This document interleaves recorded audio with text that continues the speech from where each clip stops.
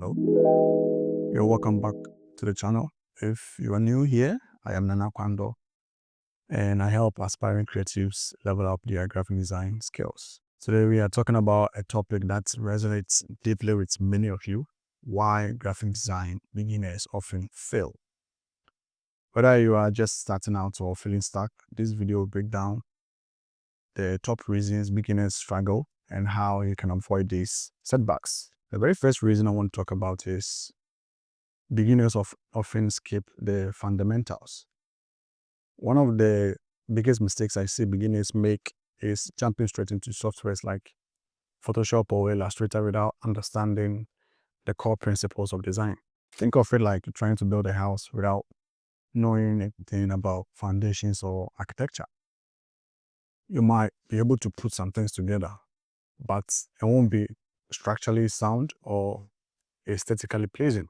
So the key principles like color theory, typography, composition, hierarchy, and layout are absolutely crucial. Understanding how these elements work individually and together is what separates a good design from a mediocre one. Don't underestimate the power of learning these fundamentals through design books, online courses, or even practicing with basic shapes and colors before you get sunk in complex softwares. Another reason is beginners neglect the why. Graphic design isn't just about making things look pretty. It's about solving problems and communicating a message effectively. Beginners often focus too much on aesthetics and not enough on the brief, the target audience, and the overall goal of the design or the big idea of the design. Before you even open your design softwares, you should be asking questions like, who is this design for? What message are we trying to convey? What problems are we trying to solve? Understanding the why behind the design decision will make your work much more purposeful and impactful.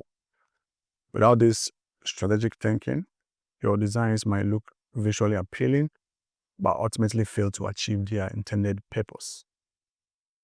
I'll show you an example of a design brief I recently worked on and the final project I delivered.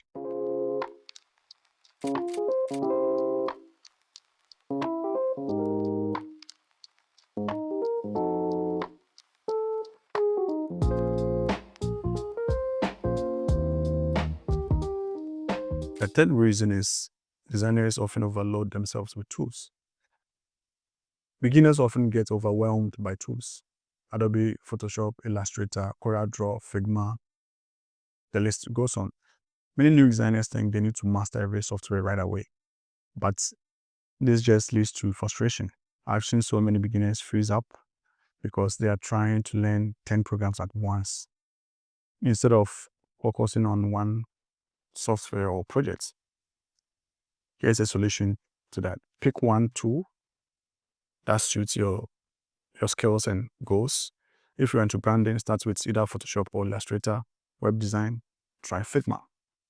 Master the basics of the tool before moving on. Trust me, quality matters more than quantity when you are starting out. Another reason is beginners intend to build a weak or non-existent portfolio. In the creative field, a portfolio is a resume. It is what showcases your skills and abilities to potential clients or employers. A common mistake beginners make is either not building a portfolio at all or filling it with junks or subpar work or generic student projects. Your portfolio should demonstrate your best work, even if it's just personal projects in the beginning. Focus on quality over quantity. Include a variety of projects that showcase different skills and your understanding of design challenges. Case studies that explain your design process and the reasoning behind your decisions can also be incredibly valuable.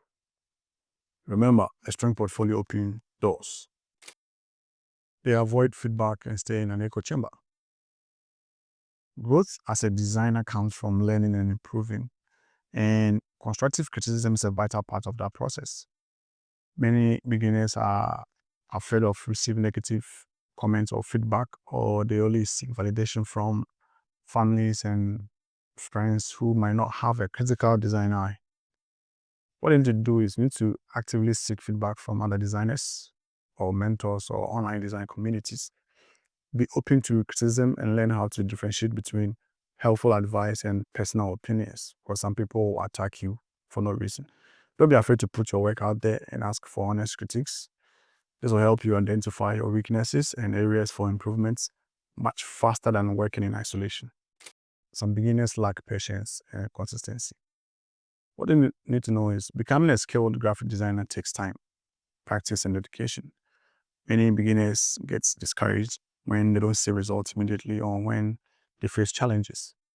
They might jump from one trend to another or give up altogether when things get tough. Consistency is key. You have to dedicate regular time to learning, practicing, and working on your craft. You don't have to expect to become a master overnight. Embrace the learning process, celebrate small victories on ways, and keep pushing yourself to improve. And just like any other skill, graphic design requires consistent efforts and commitment to continuous learning. The last reason I'll talk about is most beginners ignore the business side of design.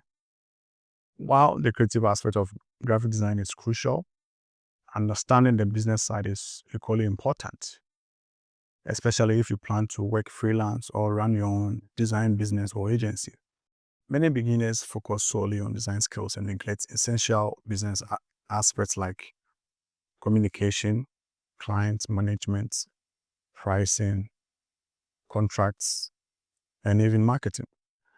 Learning how to effectively communicate with clients, understand their needs, negotiate prices, and promote your services are vital skills for long-term success as a graphic designer. Don't underestimate the importance of developing this business acumen alongside your design skills. So there you have it, some of the most common reasons why graphic design beginners often struggle. And remember, every successful designer started where you are. By being aware of these potential setbacks and actively working to avoid them, you'll significantly increase your chance of success in this exciting and rewarding field. Well, which of these points resonated with you the most? You can let me know in the comments below. And if you found this video helpful, please give it a thumbs up and subscribe to the channel for more graphic design tips and tutorials. Thank you for watching, and I'll see you in my next video.